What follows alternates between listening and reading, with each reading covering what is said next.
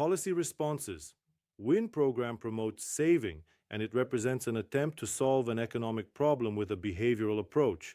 Governments encourage people to spend less, conserve energy, and act responsibly, hoping that collective discipline will reduce inflationary pressure.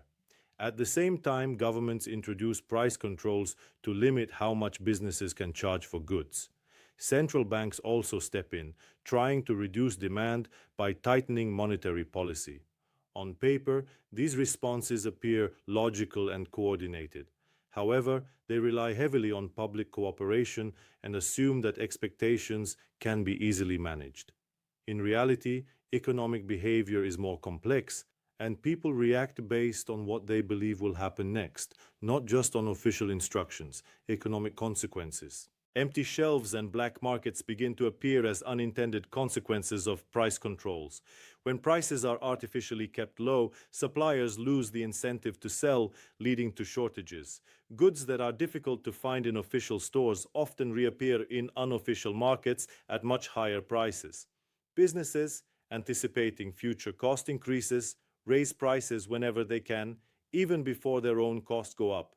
At the same time, workers demand higher wages because they expect prices to continue rising.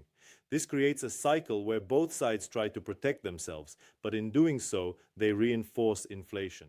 Instead of stabilizing the economy, these reactions contribute to further instability and uncertainty, loss of purchasing power.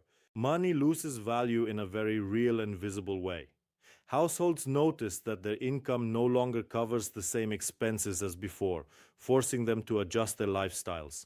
Items that were once affordable become luxury purchases, and even basic necessities start to feel expensive.